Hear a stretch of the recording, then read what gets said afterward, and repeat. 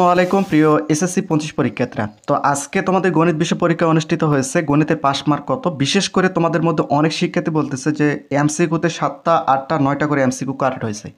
অর্থাৎ কারো 7টা এমসিকিউ সঠিক হয়েছে, কারো 8টা এমসিকিউ সঠিক হয়েছে, আবার কারো 9টা এমসিকিউ সঠিক হয়েছে। তোমাদেরকে আসলে শিক্ষকরা পাস করে দিবে? তো বিশেষ করে এখানে কোন পদ্ধতিতে পড়ে দেখলে তোমরা জানতে পারবে। এবং আমি তোমাদের বলতেছি, অনেক শিক্ষার্থী কিন্তু এই গণিতের এমসিকিউ নিয়ে বা গণিত পরীক্ষা নিয়ে কিন্তু টেনশনের মধ্যে রয়েছে। তোমরা ভিডিওটি বেশি বেশি শেয়ার করে দাও, যাতে করে অন্যান্য শিক্ষার্থীরা এই ভিডিওটি দেখতে পারে। বিশেষ করে দেখো, গণিত পরীক্ষা পাস করার জন্য তোমাদের টোটাল 30টি এমসিকিউ রয়েছে। 30টির মধ্যে সর্বনিম্ন 10টি এমসিকিউ হলে পাস। কিন্তু এখন তোমাদের যদি কারো 9টা এমসিকিউ হয়, কারো 8টা এমসিকিউ হয়, কারো 7টা এমসিকিউ হয়, তাহলে তোমাদের কীভাবে পাস দেবে? আর একই সঙ্গে যেহেতু সৃজনশীল 70 মার্কের পরীক্ষা দিতে হবে, সেখান থেকে তোমাদের টোটাল 23টা তুলতে হবে, তাহলে কিন্তু তোমরা সৃজনশীলে পাস করতে পারবে।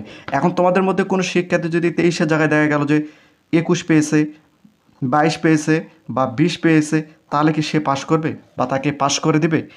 এই বিষয়গুলো নিয়ে শিক্ষার্থীরা এখন থেকেই কিন্তু টেনশনের মধ্যে পড়ে গিয়েছে। যেহেতু সামনে তোমাদের অর্থাৎ 2 মাসের মধ্যে রেজাল্টটা প্রকাশ করা হবে, সেক্ষেত্রে তোমাদের মধ্যে কিন্তু অনেকেই এটা নিয়ে টেনশনের মধ্যে পড়ে গেছে। বিশেষ করে আমি তোমাদের বলে রাখি, শিক্ষার্থীরা যে শিক্ষকদের হাতে কিন্তু কিছু অতিরিক্ত নম্বর থাকে, যেটাকে বলা হয় গ্রেস নম্বর। এটা কিন্তু সকল শিক্ষার্থীদেরকে দেয় এমনটা কিন্তু নয়। শিক্ষকরা যখন মোট নম্বরগুলো যোগ করে, তখনই কিন্তু এই নম্বরগুলো দেওয়া হয়। এখন তোমাদের মধ্যে যে সকল শিক্ষার্থীদের 7টা এমসিকিউ কারেক্ট হয়েছে, অর্থাৎ 30টার মধ্যে 7টা এমসিকিউ হয়েছে, তোমরা 100% ফেল। তোমরা 100% ফেল, তোমরা গণিত পরীক্ষায় ফেল। আমি তোমাদের বলে রাখি, যদি 7টি এমসিকিউ হয়, তাহলে তোমরা গণিত পরীক্ষায় ফেল। এখানে কিছুই করার নাই। তোমাদের যদি কারো 8টা এমসিকিউ সঠিক হয়, তোমরা দেখলে যে 8টা এমসিকিউ সঠিক হয়েছে, তুমি 100% পরীক্ষায় ফেল। তোমার পাস হওয়ার কোনো সুযোগ এখানে নেই। কারণ এমসিকিউতে পাস করার জন্য সর্বনিম্ন 10টা, তুমি 100% কিন্তু পরীক্ষা ফেল যদি 7টা বা 8টা করে এমসিকিউ সঠিক হয়। আর যার 9টা এমসিকিউ সঠিক হয়েছে, তার পাস হওয়ার একটা চান্স রয়েছে। শিক্ষক যখন দেখবে যে তোমাদের গণিতের এমসিকিউ এবং সিকিউ নম্বর যোগ করার ক্ষেত্রে যেমন 33 পেলে পাস, মোট নম্বর 33, এখন 33 পেলে পাস, এখানে শিক্ষক দেখতেছে যে তুমি 32 নম্বর পেয়েছো। শিক্ষক চাইলে এখানে অতিরিক্ত 1 নম্বর দিয়ে তোমাকে 33 দিয়ে পাস করে দিতে পারে। এখন দেখা গেল যে গণিতে তোমার 9টা এমসিকিউ হয়েছে, টোটাল তোমাদের 32 নম্বর হচ্ছে, সেখানে শিক্ষক চাইলে 1 নম্বর দিয়ে তোমাকে পাস করে দিতে পারে। যাদের 9টা এমসিকিউ সঠিক হয়েছে, তোমাদের পাস হওয়ার চান্স কিন্তু এখানে আছে। যাদের 7টা 8টা করে এমসিকিউ হয়েছে, তোমাদের পাস হওয়ার সম্ভাবনা খুবই কম, খুবই কম, খুবই কম। আর সৃজনশীলের ক্ষেত্রে দেখো, যদি কারো 20টা বা 21টা বা 21 নম্বর বা 20 নম্বর করে ওঠে, তাহলে তার পাশের সংখ্যাটা খুবই কম, তার পাস হওয়ার চান্সটাও কিন্তু খুবই কম। যদি 22 নম্বর হয়, সেক্ষেত্রে শিক্ষক চাইলে তাকে 1 নম্বর অতিরিক্ত লিখিত খাতায় তুলে দিতে পারে। কিন্তু এমসিকিউ যেহেতু তোমাদের কি কম্পিউটার মেশিনের মাধ্যমে দেখো, সেক্ষেত্রে এখানে কিন্তু নম্বর শিক্ষক আর দিতে পারে না।